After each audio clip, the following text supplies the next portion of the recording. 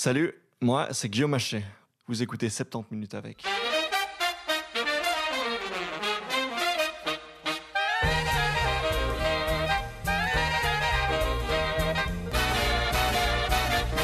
Salut les gens, j'espère que vous allez bien. Ravi de vous retrouver une fois de plus. Pour une fois, j'ai respecté mes engagements. Je suis très content de livrer cet épisode seulement 2 semaines après le dernier. Vous avez été nombreux à apprécier mon entretien avec Zakia Katabi. Merci pour vos retours, ça fait toujours énormément plaisir. De mon côté, j'ai été vacciné la semaine dernière. J'ai eu la chance de remplacer indigestement et j'ai pu recevoir ma première dose du vaccin Pfizer. Tout doucement, on s'approche de la fin de cette pandémie et ça, c'est plutôt cool. Et à propos de pandémie, on va en parler à nouveau, et plus précisément des théories du complot qui ont fleuri ces 15 derniers mois. J'ai eu le plaisir de me rendre chez Emmanuel Damblon, qui travaille depuis plus de 10 ans sur la rhétorique complotiste à l'Université libre de Bruxelles.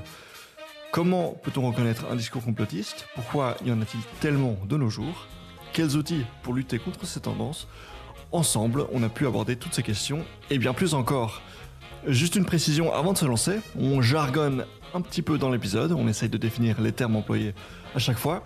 Donc si jamais vous êtes distrait et que vous ne saisissez pas ce que signifient les mots comme épidictique ou apodictique, n'hésitez pas à revenir un peu en arrière. Bonne écoute! J'ai aujourd'hui le plaisir de recevoir Emmanuel Damblon. Emmanuel, bonjour. Bonjour. Emmanuel Damblon, vous êtes professeur à l'Université libre de Bruxelles, à la faculté des lettres. Vous enseignez la rhétorique, les théories de l'argumentation et l'histoire des idées linguistiques. Et vous travaillez au sein du groupe de recherche en rhétorique et en argumentation linguistique, donc le fameux Graal. J'aime beaucoup cet acronyme. Et vous êtes régulièrement dans le jury des concours d'éloquence Eloquentia. Est-ce que j'ai oublié quelque chose ? Non, c'est tout à fait parfait. Mais Merci formidable. beaucoup. Belle présentation. Alors, j'avais eu le plaisir de recevoir Olivier Klein il y a exactement 1 an pour parler de conspirationnisme. Donc plutôt à travers le prisme de la psychologie sociale, puisque c'est son domaine. La question est toujours et plus que jamais sur la table. Et donc on va parler ensemble dans quelques instants des discours complotistes, donc vus à travers le prisme, cette fois plutôt de l'analyse de discours, de la rhétorique, puisque ce sont vos spécialités, vos domaines. Mais peut-être avant de se plonger au cœur du sujet, mais parlons un peu de vous. Qu'est-ce qui vous a amené à travailler en linguistique ? Et qu'est-ce qui fait que vous, en tant que personne, vous êtes attiré par les questions de rhétorique, d'analyse de discours et ainsi de suite ? Ah, mais c'est une très gentille question parce qu'elle me permet de raconter un souvenir d'enfance, une anecdote qui peut-être résume un peu ma passion pour la linguistique qui est, je ne vais pas dire de naissance parce que ce serait exagéré, mais depuis toute petite. Et cette anecdote, c'est que j'avais une nounou portugaise et je devais avoir 4 ou 5 ans, donc je n'avais pas encore appris à lire et à écrire. Mais je m'étais inventé une petite théorie personnelle de la traduction que j'ai soumise à ma nounou portugaise que j'appelais Joujou. Et cette théorie était la suivante, c'est que puisque le A est rouge en français, il devait peut-être être vert en portugais. Et puis Joujou m'a dit « Mais non, ma chérie, le A n'est pas rouge en français et donc encore moins vert en portugais. Tu es très gentille, mais tu es encore trop petite, tu dis n'importe quoi. » Et en fait, je me suis rendu compte à cette occasion que je faisais de la synesthésie. Ah, formidable. Voilà. Et donc, mon paradis synesthésique s'est écroulé au cours de cette conversation avec Joujou. Mais je crois que je tiens là l'origine de ma fascination pour les phénomènes linguistiques, pour le lien entre le sens et les sons, et de proche en proche pour les mécanismes de persuasion et d'argumentation. A priori, l'échange linguistique, le dialogue, la conversation, c'est plutôt quelque chose que je qualifierais d'intuitif pour la plupart des gens.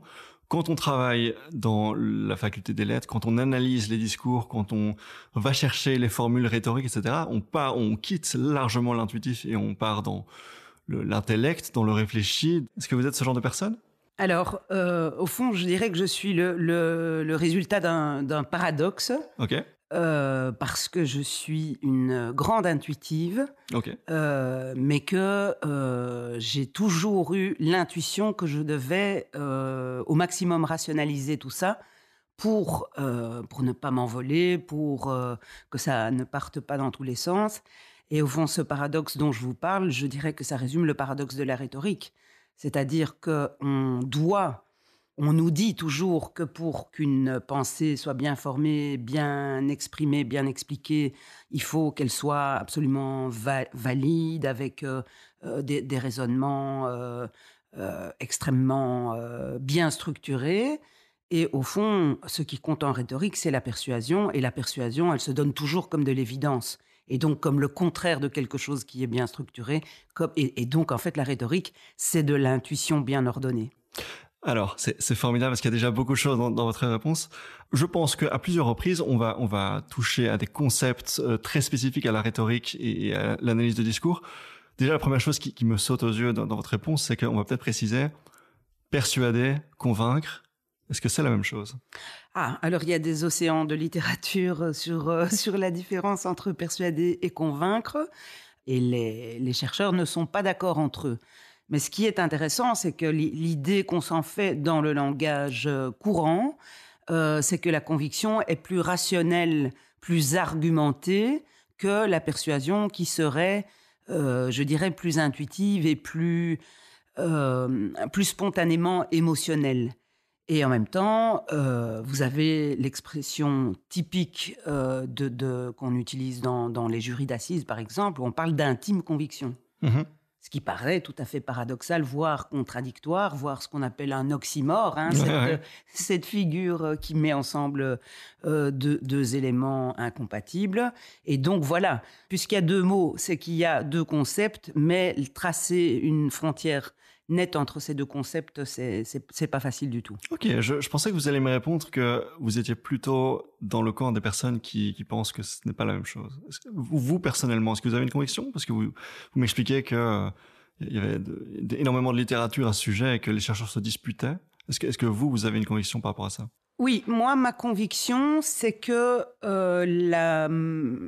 l'héritage de la modernité nous a coupés de nos intuitions et nous a convaincus qu'il fallait se méfier de nos émotions. Et du coup, dans cette vision des choses, il y a vraiment une séparation nette entre convaincre et persuader. Quelque part, convaincre, c'est bien parce que c'est rationnel. Persuader, c'est pas bien parce que c'est émotionnel. Et je crois que nous devons réconcilier les deux. Je crois que les deux aspects existent, mais que être équilibré, c'est être capable de faire dialoguer conviction et persuasion. Mmh. Et il y a d'ailleurs, je crois, un mythe de l'Antiquité qui illustre bien ça, mais vous le connaissez mieux que moi, donc je vais vous laisser le raconter. C'est le fameux... Mythe de Phryné, je Exactement. vais vous le raconter parce que c'est une très jolie histoire qui effectivement incarne ça. Donc Phryné est une courtisane et elle est accusée d'impiété. Elle se rend au tribunal et elle est défendue par son avocat qui s'appelle Hypéride. Dans certaines versions du mythe, on dit que c'est aussi son amant. Enfin, peu importe. En tout cas, ce qui est sûr, c'est qu'elle est courtisane et très belle. Et Hypéride argumente devant les juges qui s'ennuient, qui dorment à moitié, qui n'écoutent absolument pas. Et à court d'arguments, à un moment, il arrache la tunique de Phryné, découvrant ainsi devant les juges sa splendide nudité. Et comme un seul homme, si j'ose dire, il décide d'acquitter Phryné. Alors, il y a un épilogue au mythe, c'est que après cette scène extrêmement émotionnellement forte, ils se sont réunis, se sont très fort inquiétés de ce qui leur est arrivé, de ce qui s'est passé, et ont exigé depuis ce moment-là que les accusés n'apparaissent plus dans le prétoire. Et donc ce mythe, effectivement, résume cette concurrence entre conviction et persuasion, puisque dans un premier temps, Hypéride argumente et donc avance une série de faits rationnels et de bonnes raisons qui devraient, par la magie de l'inférence, du raisonnement, du syllogisme, arriver à la conclusion qu'il faut acquitter Phryné. Et en gros, ça ne fonctionne pas du tout. Et du coup, c'est le geste qui, d'une certaine façon, résume tout ce tout ce que vous avez dans la force d'un témoignage, et ce geste qui dévoile la nudité de Freinet, qui, d'une certaine façon, magiquement, illustrerait son innocence. Ce qui est, évidemment, si vous essayez de mettre ça dans une loi, c'est non seulement irrationnel, mais scandaleux. Les gens qui sont beaux sont généralement innocents. Enfin, non seulement c'est faux, mais en plus, c'est très, très grave. Voilà. Et donc, mon idée, c'est qu'il faudrait que les juges de Freinet se réconcilient avec la part d'intime conviction qui peut-être les a véritablement fait sentir que Freinet était innocente. Et en plus belle, tant mieux pour elle, mais c'est pas ça le point, au fond. Oui, mais donc, leur intime conviction qui vient du fait qu'elle était belle. Donc, est-ce que c'est vraiment à défendre ? Alors, évidemment, là, on entre dans un sujet tout à fait tabou, mais ça me permet de vous raconter une nouvelle anecdote. Oui, allez-y. Ce qui est tout à fait tabou, c'est que, au fond, c'est le délit de sale gueule, hein, pour le dire simplement. Et nous avons des intuitions de délit de sale gueule. Nous utilisons des expressions disant « je le sens pas »,« celui-là, je la sens pas »,« celle-là », etc. Et donc, ces fameuses intuitions des juges de Freinet, nous les avons. Le problème que nous avons, c'est qu'est-ce que nous devons en faire ? Une chose est de se dire « il faut s'en méfier toujours parce que c'est toujours faux ». Une autre chose est de se dire, c'est parfois vrai, puis il y a des gens qui sont plus intuitifs que d'autres, mais en même temps, si on a inventé la science moderne, le droit moderne, etc., c'est pour contenir et mettre ces fameuses intuitions à l'épreuve des faits, à l'épreuve de la réfutation, etc. Mais c'est pas pour ça qu'il faut les jeter à la poubelle immédiatement. J'en viens à mon anecdote. Parce que peut-être que c'est le moment d'introduire la notion rhétorique d'épidictique, c'est-à-dire ces fameux discours qui ne sont pas du tout argumentés et qui donc ne visent pas du tout, disons, la conviction justifiée et argumentée, mais qui visent ces fameuses intuitions et émotions collectives. Et donc, ce sont de grands poèmes politiques que vous allez trouver principalement dans les éloges funèbres. Mais aussi dans les blâmes.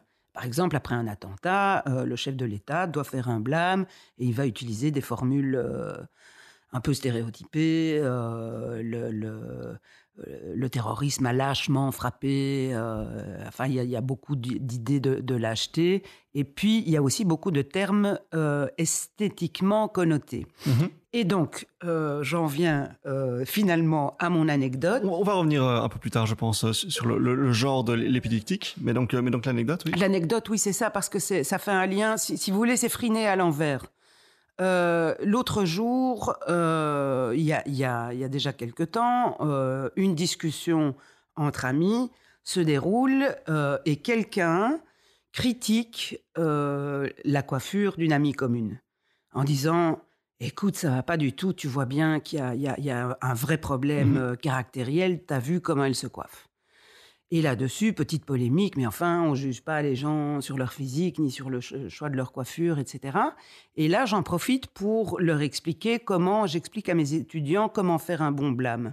Et comment faire un bon blâme, c'est ça. C'est-à-dire, c'est prendre un trait physique, la personne n'en peut strictement rien. Vous allez me dire, la coiffure, ça se discute encore, elle pourrait changer de coiffeur, etc. Mais bon, c'est en fait associer un trait physique à un trait moral. Oui.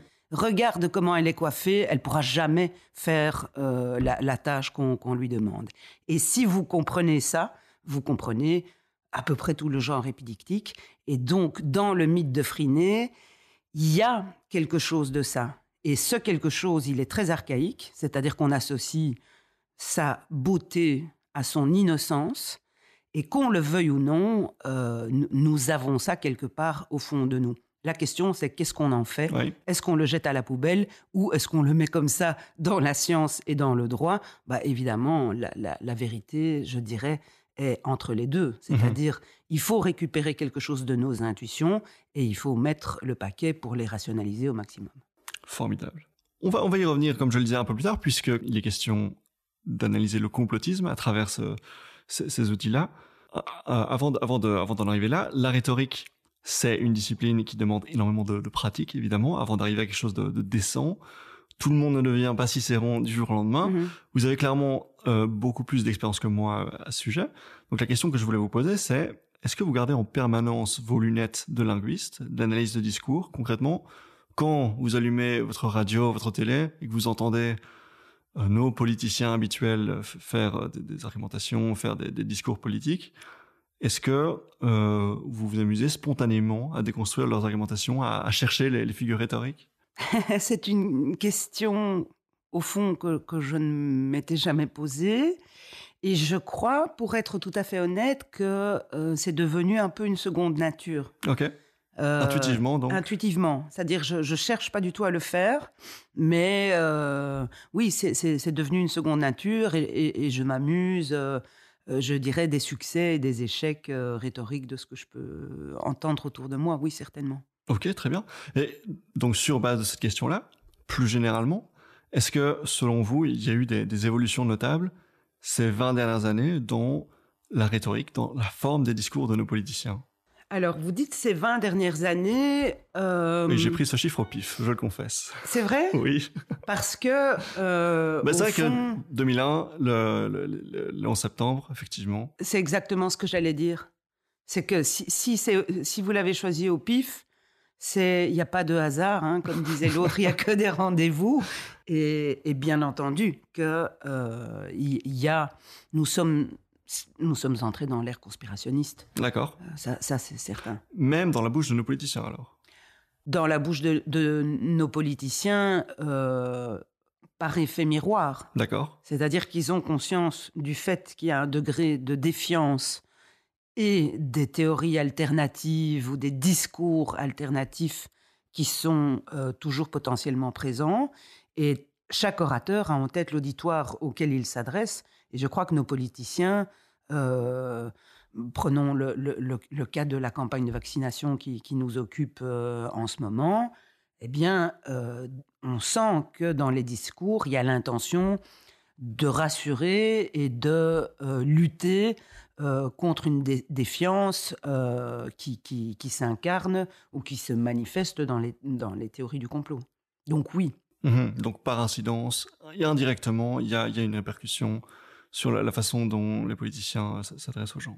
Oui, et peut-être aussi une deuxième chose qui a peut-être 20 ans ou un peu plus, c'est qu'il y a l'idée qu'il faut persuader, qu'il faut emporter l'adhésion et que ça n'est pas du tout évident et qu'ils vont manifestement se former chez des praticiens de la communication qui, à mes yeux, ont un principal défaut, c'est qu'ils donnent des trucs, des recettes, et qu'ils ne forment pas avec des outils qui permettent de trouver sa propre recette comme un grand chef cuisinier. Oui. Donc concrètement, une politicienne va apparaître sur un plateau de BFM TV, on va l'attaquer, on va la contredire, et elle va sortir des formules bateau du style je pense que notre pays est une chance. Exactement. Voilà. Et on sent qu'elle l'a sorti, qu'elle a des formules à sortir et qu'elle l'a sorti. C'est ça, voilà. Et ça fait un peu l'effet inverse, malheureusement, je pense. Nous sommes d'accord.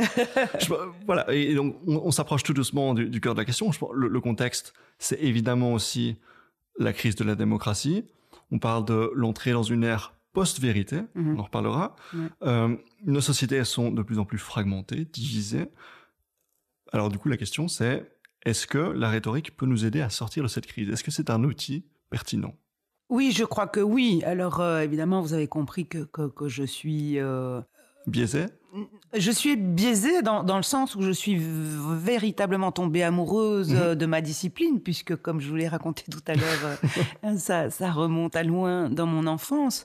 Mais oui, je crois qu'elle a véritablement une carte à jouer et quelque chose à apporter à nos sociétés qui sont un petit peu déliquescentes et comme vous le disiez, très, très divisées et en crise de démocratie et de rationalité.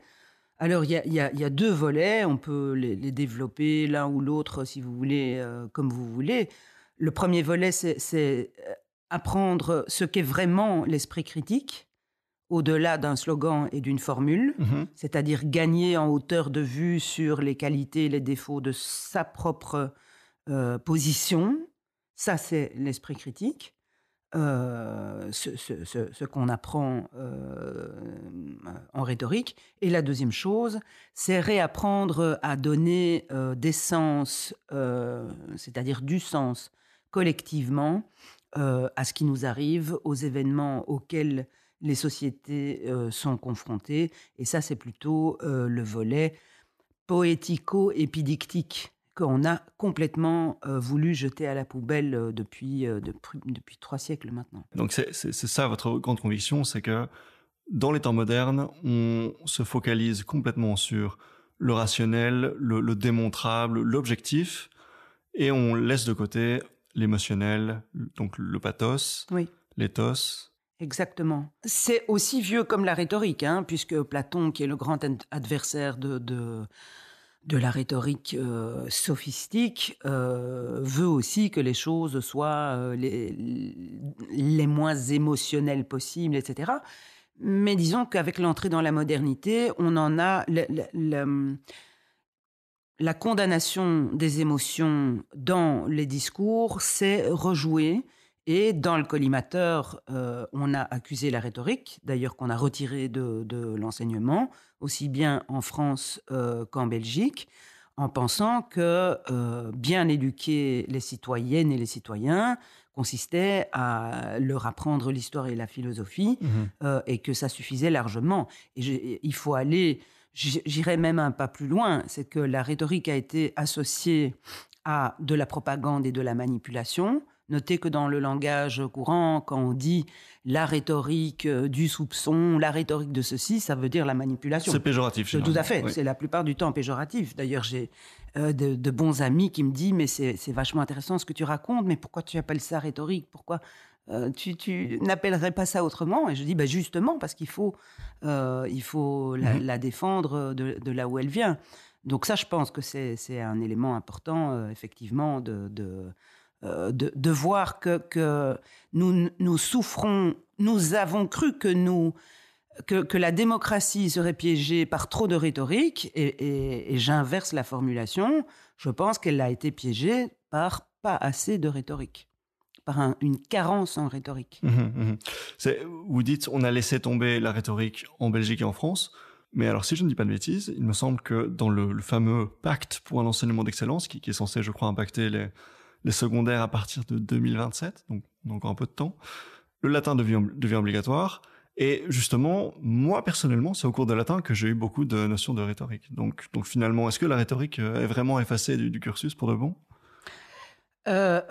Si d'ici 2027, elle est remise au goût du jour dans l'enseignement via le latin, moi j'en serais tout à fait heureuse. Évidemment, je vous parle d'avant ça, mais en tout cas, c'est vrai ce que vous dites, c'est que quand j'ai l'occasion d'en parler avec des responsables de l'enseignement, qui sont de plus en plus conscients, qui manquent cruellement de quelque chose pour former véritablement à l'esprit critique. Oui. On parlait il y a un instant du concept de post-vérité. Comment est-ce que vous définissez cette notion de post-vérité ? Alors, il y a plusieurs choses à en dire, mais je crois que la première chose à en dire, c'est que par sa structure même, elle évoque la postmodernité, c'est-à-dire quelque chose qui serait au-delà de la vérité, et bien sûr ancré dans une épistémologie postmoderne qui, en gros, pour simplifier très fort, aurait tendance à dire que à peu près tout se vaut, qu'à peu près tous les discours doivent être mis au même niveau, qu'ils soient argumentés. Oui. C'est la fameuse formule, la vérité n'appartient à personne, chacun a sa propre vérité. Voilà, exactement. Et donc, la post-vérité, c'est ça. Et je crois que souvent, dans les analyses, elle est confondue avec du mensonge ou de la propagande. Mais ce que je défends, c'est que c'est beaucoup plus grave que du mensonge et de la propagande. Et c'est bien entendu ce qu'on a vu chez Trump, mais il n'y a pas que lui. C'est que c'est comment je vais dire ça? C'est un mépris officiel et affiché pour la vérité. C'est une position épistémologique spontanée qui dit la vérité, c'est un truc dépassé, c'est un truc de plouc, c'est un truc tout à fait vieux et sans aucun intérêt. Mhm. Et au fond, ça me fait penser à cette prophétie de Nietzsche qui disait on va bientôt perdre le goût du vrai. La vérité, la post-vérité, c'est le témoignage du fait qu'on a effectivement perdu le goût du Ouais. vrai. Et donc, vous semblez dire que cette post-vérité, ça nous vient du postmodernisme et de quelque chose qui est très ancré dans nos cultures. Est-ce que vous pouvez approfondir d'où est-ce que ça vient exactement, cette tendance à mettre de côté cette vérité objective, le factfulness finalement Oui, c'est ça. Alors, déjà, je pense qu'il faut voir qu'un phénomène contemporain ou récent n'efface pas nécessairement ce qui s'est passé avant. Mhm. Donc, le phénomène de la post-vérité, il se nourrit aussi, bien entendu, de la bonne vieille propagande, de la propagande de guerre, du déni collectif, des négationnismes, etc. Ça, ce sont des choses qui sont très anciennes. Et il y a de ça aussi dans la post-vérité. Mais la véritable nouveauté, je crois, c'est qu'elle témoigne du fait que la frontière entre réalité et fiction s'est totalement brouillée.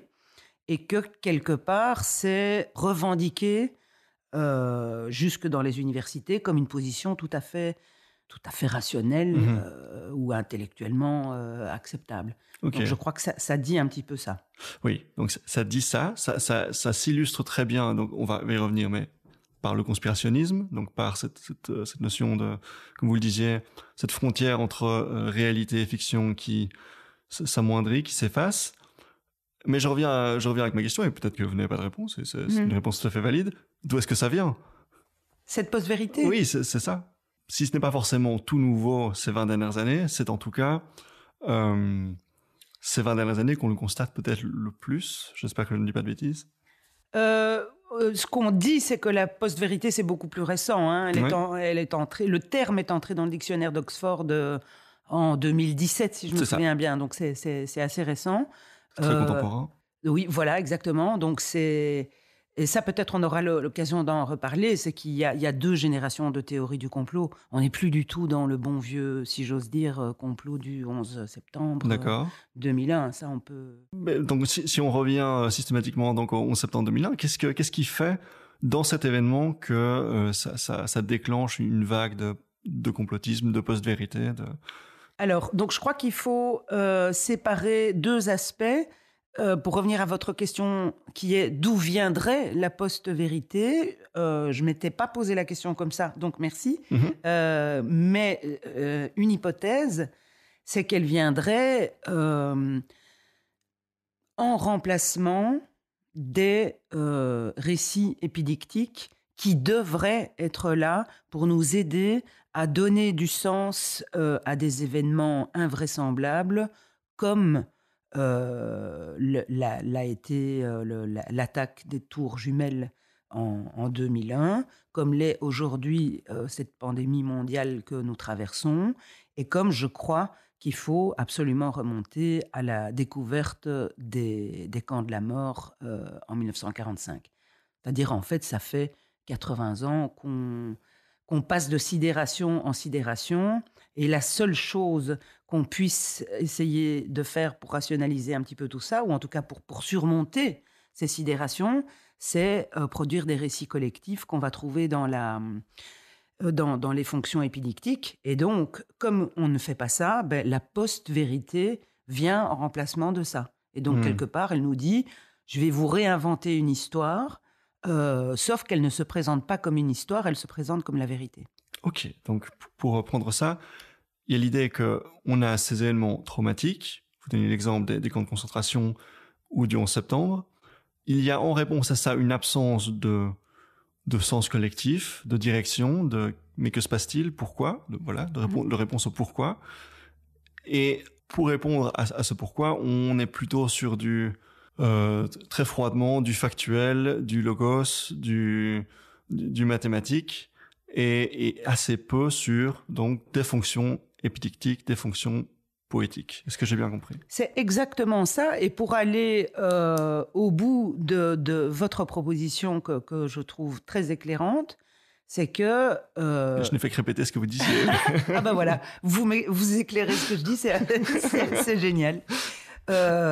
Mais au fond, le cœur de la question, c'est que s'est-il passé? Voilà, je dirais ça. C'est ça. C'est là, en fait, c'est ce que vous avez dit qui m'a fait prendre conscience que le cœur de la question, c'est que s'est-il passé? Et l'épidictique est là pour nous raconter une histoire collective qui nous raconte ce qui s'est passé. Et le négationnisme, à la question que s'est-il passé, répond rien. La post-vérité, à la question que s'est-il passé, répond des faits alternatifs, comme on disait à la Maison-Blanche à l'époque de Trump. Et donc la question est de savoir si rien ou des faits alternatifs, ça appartient au réel ou à l'illusion, à la fiction, etc. Oui. J'ai pour souvenir que lors des attentats donc, de Charlie Hebdo, très rapidement, sur les réseaux sociaux, je voyais apparaître des personnes qui, presque en temps réel. Oui, en temps réel, interprétaient, non, mais regardez, la couleur des rétroviseurs n'est pas la même sur les deux photos, machin chouette, truc. Et il y avait très fort cette impression que c'était, oui, du négationnisme aussi. C'était pour dire, mais non, regardez, il ne s'est rien passé, en fait, on nous ment. Exactement. Et donc, oui, c'est pour s'auto-rassurer. Tout à fait. Donc là, ce que vous soulignez, c'est ce qui, dans le conspirationnisme, relève du déni.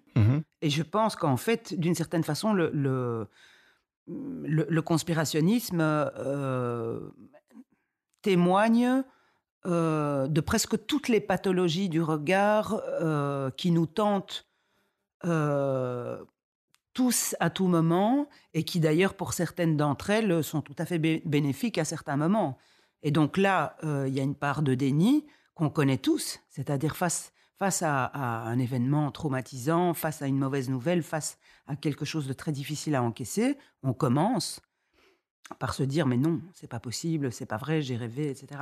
Donc il y a une part de rationalité dans toutes ces protections du regard. Le problème, c'est quand on s'installe dedans et que ça remplace définitivement le réel. Oui. Oui. Et donc, à ce moment-là, si on a fixé le problème, la solution, ce serait quoi? De fournir des fonctions épidictiques de par nos institutions, de donner, d'utiliser vous parlez de poésie, donner du sens grâce à la poésie. On ne comprend pas très bien. À quoi ressemblerait la solution? Face aux théories du complot. Oui, par exemple. Alors, pour moi, la solution, elle est dans la production d'histoires collectives, fictionnelles. Je vais vous raconter peut-être un petit peu l'expérience que j'ai déjà en ces matières. Alors, il y a quelques années, avec un chercheur de mon équipe qui s'appelle Benoît Sens, on est intervenu à l'école Marguerite Yourcenar, qui venait d'ouvrir ses portes, pour donner des exercices de rhétorique. Alors, il n'était pas du tout question de théorie du complot, c'est pas du tout pour ça qu'on allait, c'était plutôt pour développer l'esprit critique, etc. Mais on s'est dit, on va quand même leur donner quelques outils de récit collectif, et on a voulu faire ce que faisaient les anciens, c'est-à-dire comment les anciens faisaient de l'épidictique. Tout simplement, ils avaient Homère. Ils avaient l'Iliade, l'Odyssée, les mythes. Je vous ai raconté tout à l'heure celui de Phryné, mais on raconte Ulysse, on raconte Achille, etc. Et ça servait de grande marmite épidictique. Et si on voulait mettre en avant des vertus, on disait, on chantait le courage d'Achille, etc., etc. Donc la solution, c'est trouver le nouveau Homère? C'est ce qu'on s'est dit. Voilà, on s'est dit ça, Benoît et moi, mais on a été complètement naïfs. Parce qu'on s'est dit, c'est quoi le nouveau Homère? Est-ce que c'est la guerre des étoiles? Est-ce que c'est Harry Potter? Est-ce que c'est, je ne sais pas, des fables? On a un petit peu essayé de tout. On a fait des sondages auprès des enfants et on s'est rendu compte que, justement, on en revient peut-être à ce qu'on disait tout à l'heure, qu'il n'y avait plus de récit commun, tout simplement. Oui, trop de fragmentation, trop de propositions culturelles, et tout le monde ne regarde pas Game of Thrones, donc Game of Thrones ne peut pas devenir le nouveau Homer. Exactement, surtout qu'à l'époque, il n'y avait pas encore Game of Thrones. Mais en fait, c'est exactement ça. Et du coup, j'en viens à la deuxième solution qu'on a trouvée maintenant avec Lucie, donc qui est de Doncel, qui est mon assistante, avec qui je donne cours sur les théories du complot. Et là, on leur fait produire leur propre théorie du complot. Ah oui. Voilà. Donc, vous proposez ce travail-là à vos étudiants dans le but de les vacciner ou bien dans le but de remplacer les théories du complot par un autre discours épidictique? Alors, c'est une très bonne question aussi, parce qu'il y a apparemment des hypothèses sur la vaccination, sur l'inoculation. D'ailleurs, on est en discussion avec Olivier autour de ces choses-là. Et en fait, c'est pas ça. Donc, c'est ni l'un ni l'autre. Ce qu'on cherche à faire, c'est principalement deux choses.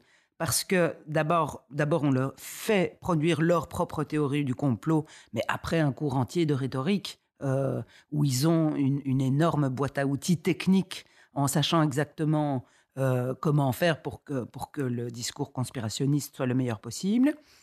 Mais là, ça n'est que la première partie du travail. La deuxième partie, qui est au moins aussi importante que la première, c'est qu'on leur demande un retour réflexif sur ce qu'ils ont fait. C'est-à-dire, ils doivent expliquer voilà ce qu'on a fait et pourquoi on pense que notre stratégie a été efficace du point de vue du logos, de l'éthos et du pathos. Et donc, ce qu'on vise, c'est deux compétences. La première, qui a l'air simple, mais qui, à mon avis, est le nerf de la guerre, c'est faire la différence entre le fictionnel et le réel. Et comme c'est eux qui l'ont construit, ils savent bien que c'est fictionnel. Ça a l'air con, mais voilà. Et la deuxième chose, c'est gagner en hauteur de vue en ayant un regard extrêmement technique sur les raisons de l'efficacité éventuelle d'un discours. Oui, donc c'est une formation spécifique à ces étudiants, donc ça va les faire avancer dans leur cursus, ça va les faire grandir en tant que personne, mais je reviens avec la question d'origine. Qu'est-ce qui devrait prendre la place d'Homère, finalement, le récit collectif? Est-ce que c'est un objectif atteignable, puisqu'on observe que les récits conspirationnistes occupent cet espace? Qu'est-ce qu'on pourrait proposer à la place? Est-ce que c'est imaginable? En fait, je crois que c'est la question qui tue, si j'ose dire. Oui, il n'y a pas de réponse. Il n'y a pas de réponse, et simplement, je reste sidérée avec Benoît quand nous avons découvert... C'est-à-dire, ce qu'on a eu sous les yeux, c'est que littéralement, il n'y a plus de récit commun. C'est ça. Et donc, ça témoigne au plan rhétorique de ce qui effraie tout le monde aujourd'hui, c'est qu'il n'y a plus de monde commun. Alors, c'est très spontané comme réaction, mais est-ce qu'une partie de l'explication, ce ne serait pas aussi que, autrefois, il y avait une chaîne de télé, et qu'aujourd'hui, ma génération, on grandit avec Internet, avec une infinité de sources, une infinité de forums, de lieux de discussion, d'endroits où on peut se former une identité, de consommer des cultures différentes, etc. Est-ce que ce n'est pas une partie de l'explication? Vous avez tout à fait raison, c'est une très grande partie de l'explication, et ça me permet de dire un mot de l'évolution des auditoires, parce qu'il est évident que si on se projette dans la Grèce antique, qui est le berceau de tout ça, les auditoires sont toujours réels. Et ensuite, les poèmes, ils sont dans les têtes des gens, ou ils sont dans la bouche des poètes oraux. Mais je veux dire, tout ça est extrêmement concret ici et maintenant. Et puis ensuite, je ne vais pas refaire l'histoire des auditoires, mais rien que le fait de passer de la radio à la télé et ensuite maintenant à Internet, bouleverse totalement la notion même d'auditoire. Et en l'occurrence, je crois qu'on est la notion de bulle qui malheureusement évoque autre chose aujourd'hui.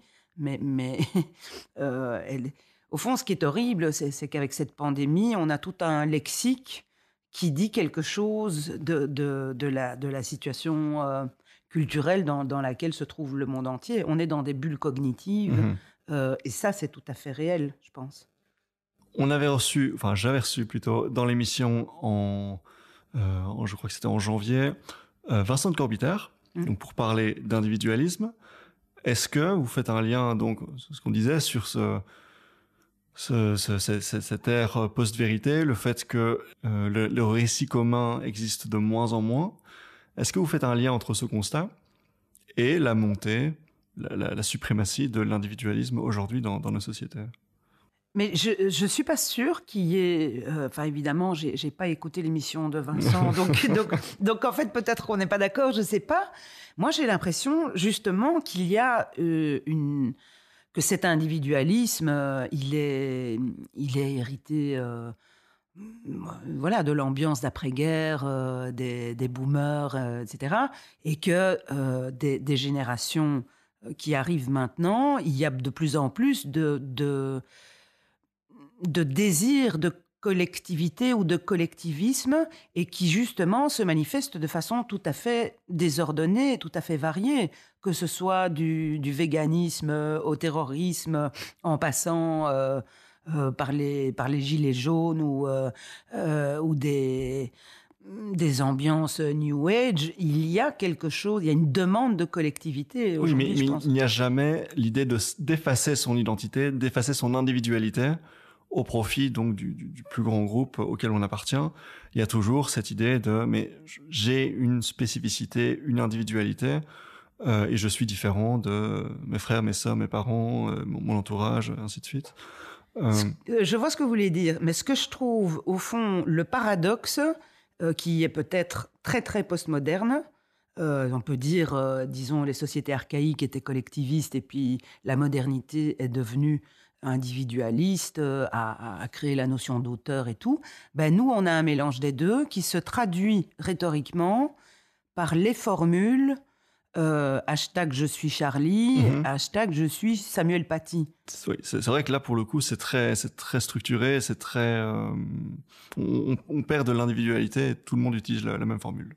Et surtout, ça croit dire du collectif, mais par une formule qui moi, m'a toujours gênée parce que je la trouve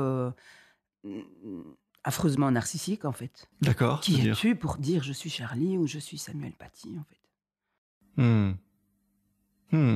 Intéressant. Voilà. C'est-à-dire que c'est l'épidictique qu'on mérite. On essaye de faire de l'épidictique, mais ça marche pas très bien, en fait. C'est ça. On va continuer après, on vous dire cette question, mais avant ça, je voulais vous demander, mais depuis combien de temps est-ce que vous travaillez exactement sur le conspirationnisme? Puisque, voilà, on parle d'analyse du discours depuis que vous êtes toute petite et de fascination pour le linguistique. Mais qu'est-ce qui vous a amené, vous, précisément, sur le champ du complotisme? Alors ça, c'est une histoire intéressante aussi parce qu'elle a un côté presque fortuit.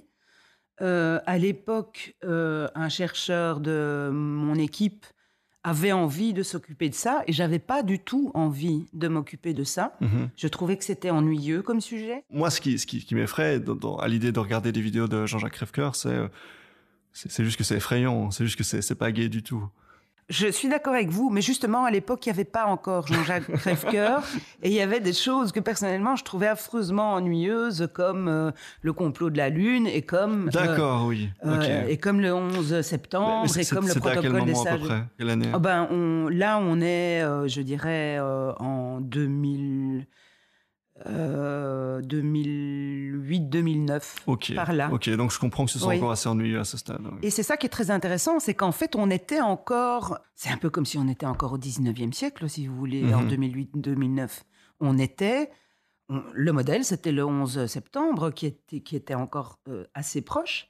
Et donc, ce chercheur avec qui j'ai édité les rhétoriques de la conspiration après, Loïc Nicolas, a insisté, parce que lui trouvait ça intéressant. Et du coup, on a organisé le séminaire, on a édité les actes. Et donc, si vous voulez, ce qui est tout à fait troublant, c'est que j'ai commencé à m'intéresser à ça presque à reculons et à un moment, comme on dit en français, in tempore non suspecto, c'est-à-dire C'est du vraiment... latin, mais oui. Oui, puisqu'on va remettre du latin dans les écoles. Voilà. Mais je veux dire, un moment qui n'était pas du tout l'ère du complotisme dans lequel on est aujourd'hui. Et si vous voulez, ça m'a simplement rattrapé. Et donc maintenant, évidemment, je suis sollicitée comme Olivier et d'autres, beaucoup, parce que ça, c'est presque le sujet. Mais donc, voilà. Et alors du coup, spontanément, la question qui me vient, c'est, mais si c'était ennuyant, boring en 2007-2008, à quel stade est-ce que c'est devenu vraiment aussi grave? Qu'est-ce qui a pu déclencher ce changement? Ça, c'est une bonne question aussi.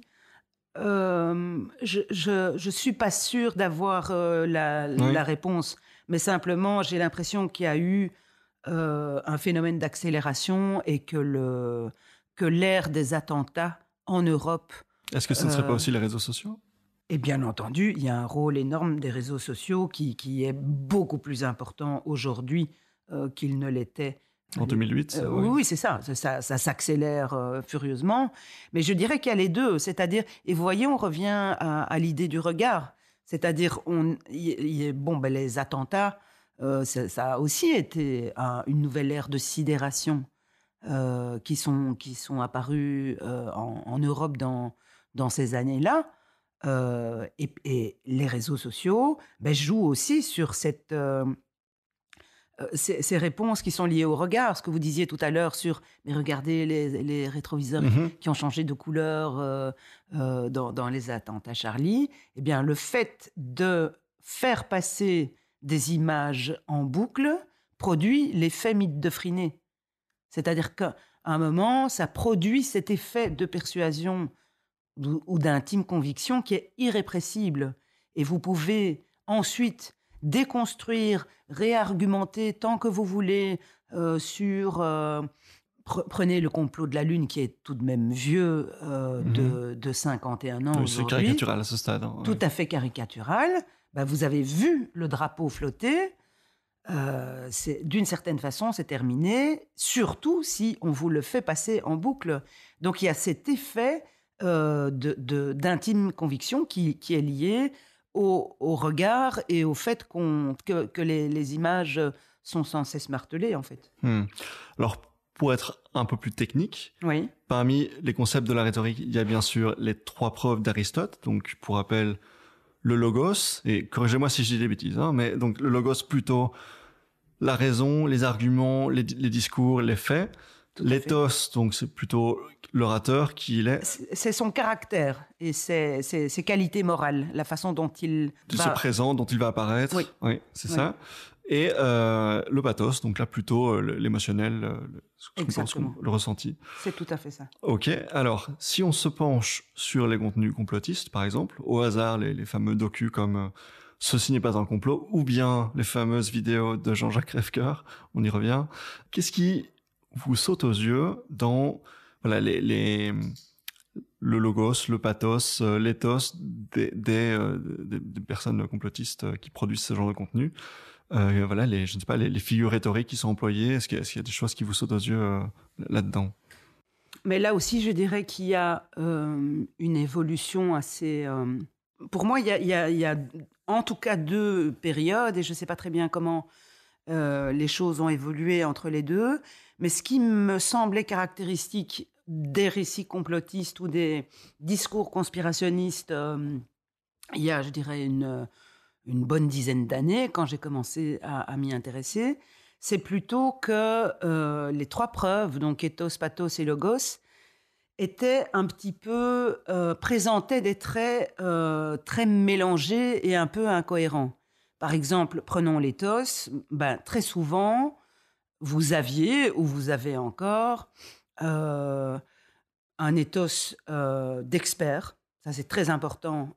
Voilà, je sais mieux que vous et je connais bien mon domaine d'expertise. et en même temps de marginal, de quelqu'un qui n'est pas dans les institutions officielles ou qui les a quittées par courage, etc. Et donc ça me paraissait une première caractéristique. Pareil pour le Logos, où il y avait une présentation vraiment d'esprit critique très fort, de machine à argumenter, mais en même temps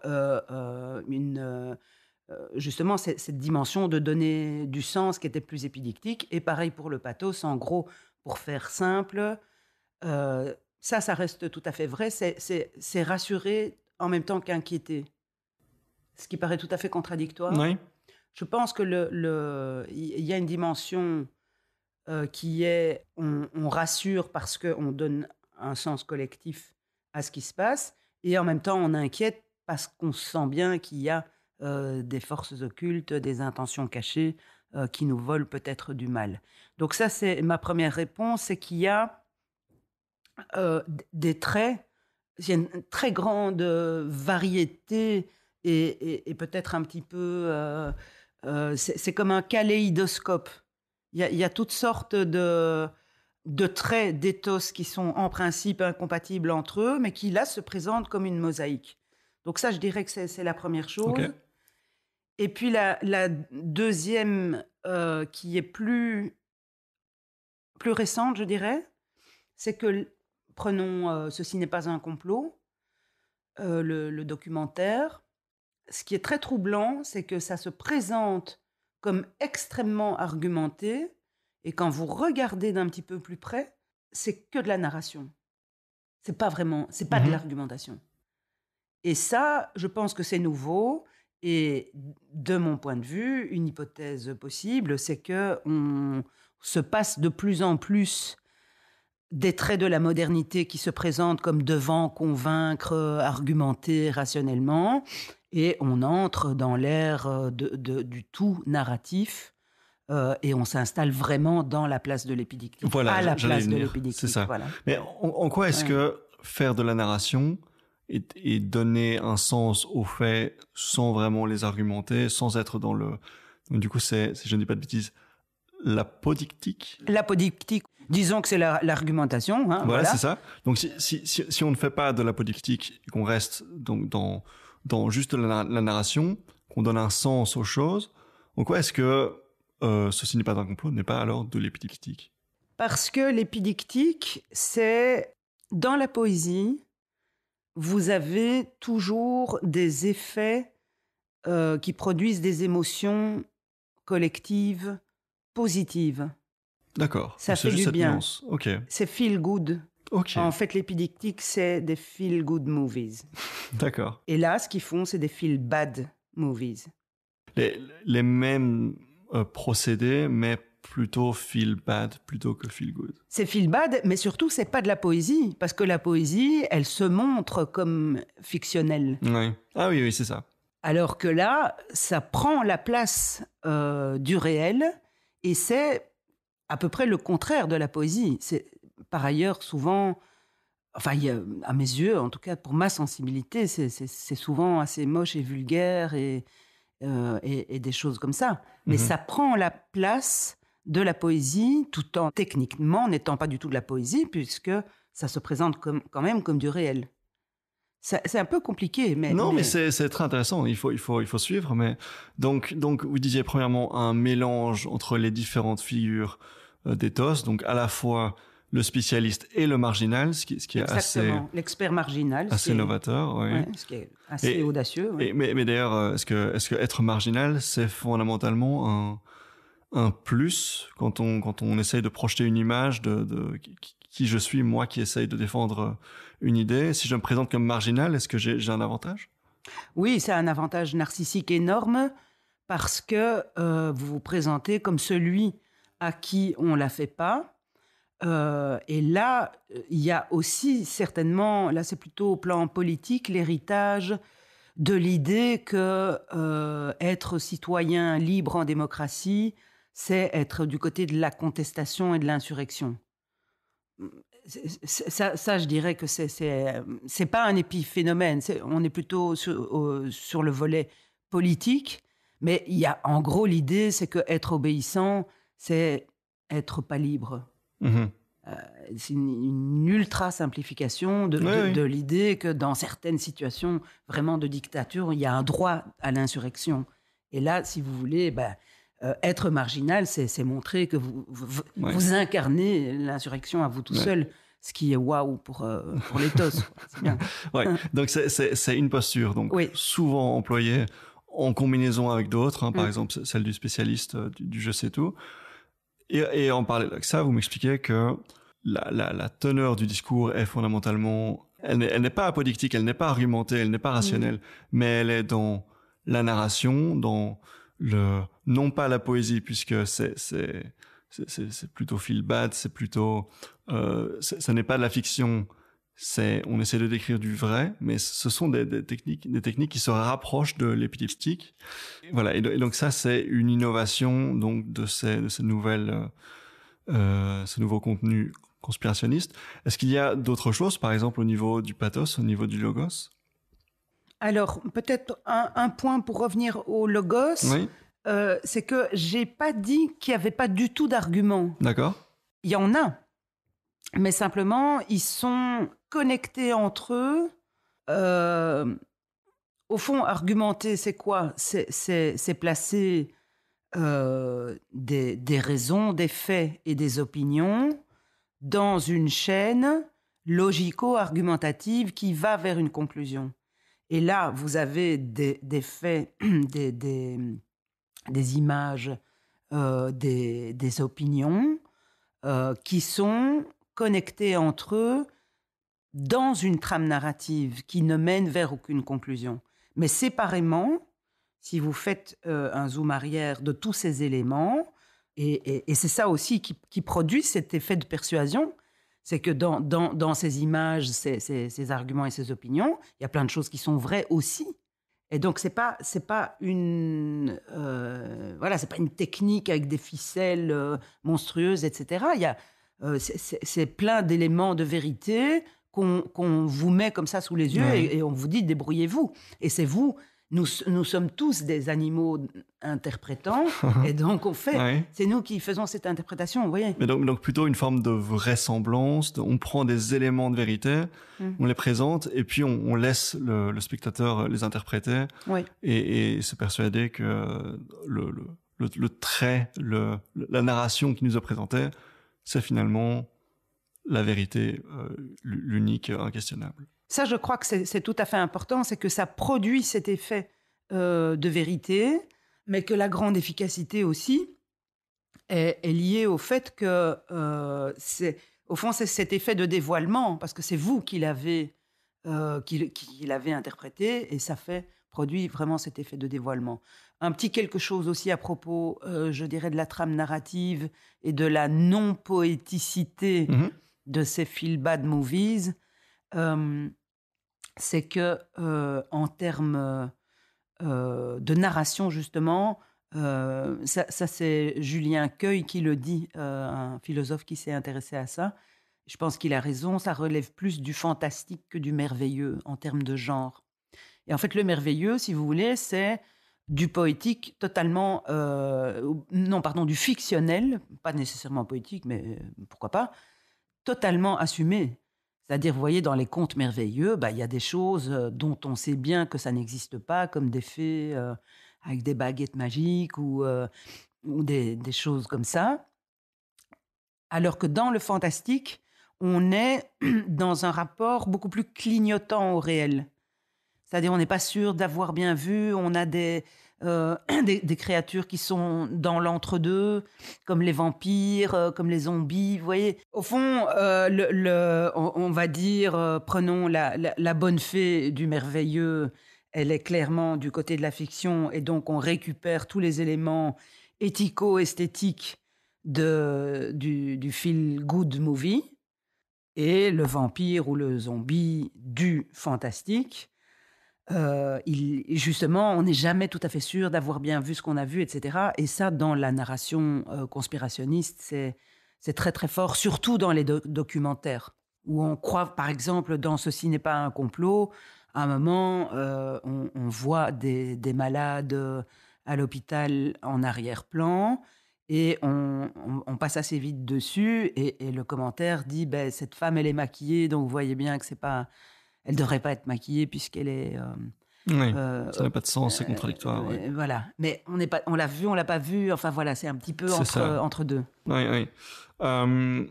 Et donc, je reviens. Donc, si on présente ces trois preuves, ethos, pathos, logos, et qu'on remarque que donc il y a un usage des trois, qu'il y a un focus sur une combinaison pour former cette narration, présenter ce sens ce feel bad movie. Ce que je pense comprendre d'après ce que vous m'expliquez depuis tout à l'heure, c'est que en dehors de ces récits complotistes, les institutions de manière générale, nos sociétés, nos cultures de manière générale produisent surtout des argumentations basées sur le logos et qu'on laisse tomber le reste. Est-ce que j'ai bien compris ? Oui, c'est exactement ça.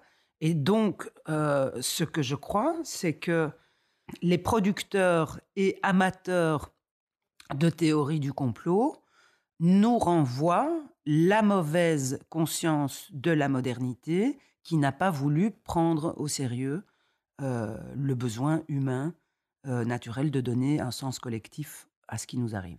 Super. Autre chose à rajouter ?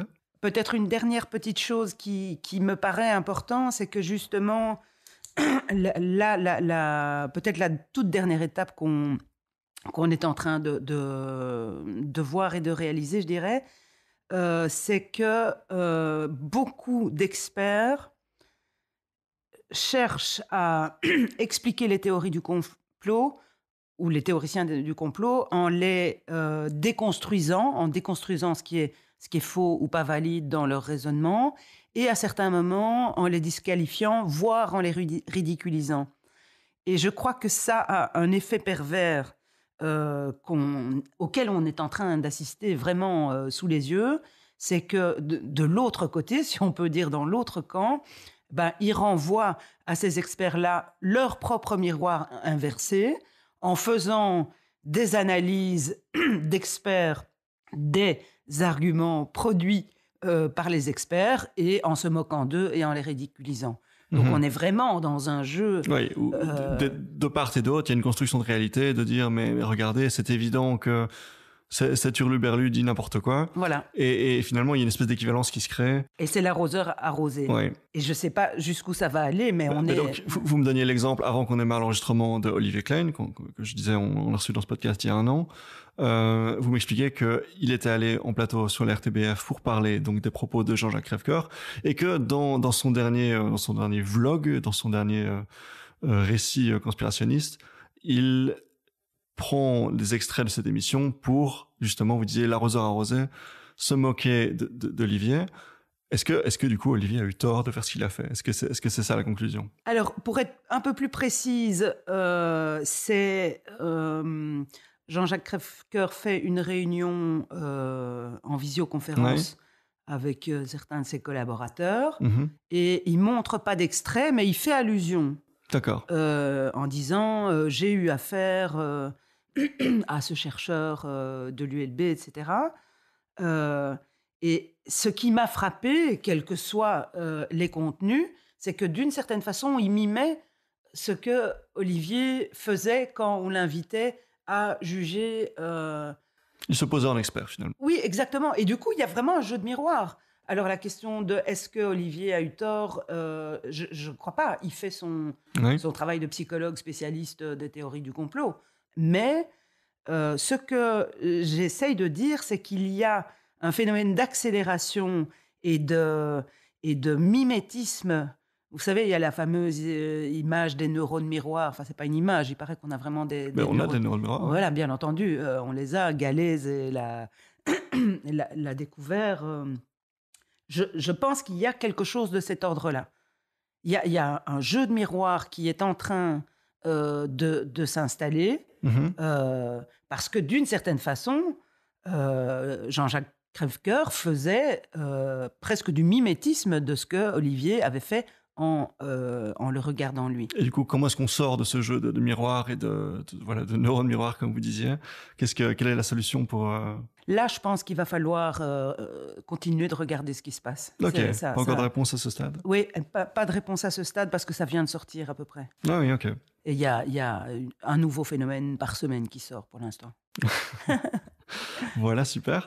Peut-être un mot alors sur les formations en rhétorique, puisque vous expliquiez que c'était de plus en plus absent des cursus. Et on évoquait le fait que vous participez régulièrement donc, en tant que juré dans les concours d'éloquence de Eloquentia. Qu'est-ce qui existe aujourd'hui pour se former en rhétorique si on s'intéresse donc à tout ce qu'on a pu évoquer aujourd'hui? Donc nous donnons des formations avec mon groupe, le Graal. Et donc il y a, je dirais, de plus en plus de sollicitations de la part des acteurs sociaux, des pouvoirs publics. Maintenant, on va avoir, j'en profite pour faire la pub, une session début septembre auquel tout le monde peut s'inscrire. Okay. Les inscriptions sont ouvertes. Donc ça, nous, voilà ce qu'on fait. Et on fait ce que je vous disais tout à l'heure, c'est-à-dire plutôt par l'acquisition de tous les outils et ensuite par de la production et ensuite par des constructions d'exercices parfois pour des besoins tout à fait spécifiques en fonction, par exemple, du type de discipline que les enseignants ont envie d'enseigner, etc. Donc, il y a une dimension spécifique. Et je dirais que nous sommes une alternative à, d'une part, les ateliers philo qui sont principalement orientés vers le logos, et d'autre part, les concours d'éloquence qui, à mes yeux, ont la très, très grande vertu émancipatrice que tout le monde... Enfin, il y a une émulation, je dirais, qui est très, très, très positive dans ces concours. Mais ça manque de fond, c'est ça que vous dites? Ça manque de fond et c'est hors sol. Oui. Encore là, la dernière fois que j'y suis allée, les gamins étaient vraiment bien et tout. Et puis, les questions qui leur avaient été posées étaient formulées de telle façon qu'il y avait une négation. Ils ne savaient plus comment ils étaient. Est-ce qu'ils sont pour ou contre? Qu'est-ce que ça veut dire? C'était... voilà, je dirais que c'était inutilement compliqué par la formulation et ça n'avait pas grand-chose à voir avec des questions citoyennes que des adolescents ou des jeunes adultes peuvent se poser aujourd'hui. Et pourtant, il y a de quoi poser des questions. Et donc, vous pensez que vos ateliers, alors, répondent à la fois à ce besoin de forme évidemment, oui. on est tout mieux. Oui. Ça, c'est sûr. Ah, oui. Mais disons que voilà, les deux caractéristiques, c'est qu'on essaye d'être le plus réaliste possible en tenant compte des émotions et de l'éthos, qu'on essaye d'être le plus technique possible en donnant des outils, et qu'enfin, on veut être directement concerné par la vie politique, c'est-à-dire là, par exemple, on vient de terminer le cours de rhétorique et argumentation qui s'adresse aux étudiants d'information et communication à l'ULB. Ils doivent défendre un point de vue sur des sujets de société, du genre faut-il interdire la vente d'alcool sur le campus, faut-il...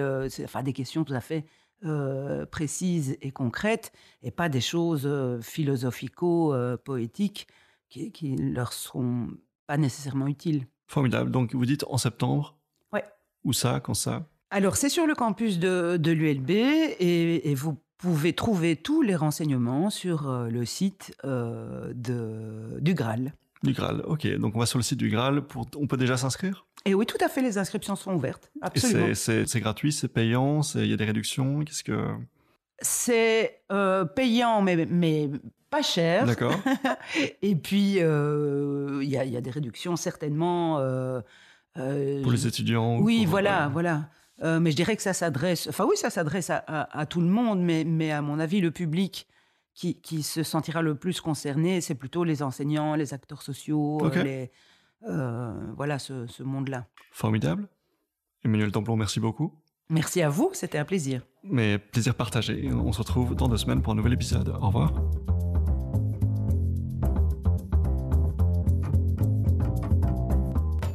Et voilà, c'est déjà tout pour mon entretien avec Emmanuelle Templon. Comme vous vous en doutez, Emmanuel n'est pas sur les réseaux sociaux, mais comme on le disait, vous pouvez jeter un coup d'œil sur le site du Graal pour vous tenir au courant des formations dispensées. J'ai mis le lien dans la description. Dans les semaines qui viennent, je suis ravi de vous dire que, sauf imprévu, je vais enfin pouvoir tenir parole et vous proposer une interview de Jean-Marc Jancovici. Ce sera dans 2 petites semaines. Donc, comme d'habitude, n'hésitez pas à vous abonner au podcast, c'est gratuit. N'oubliez pas de suivre l'émission sur Twitter et Facebook pour ne rien louper. Et surtout, n'hésitez pas à m'écrire, à me donner vos retours et vos suggestions d'invités. Je vous dis à très bientôt. Salut!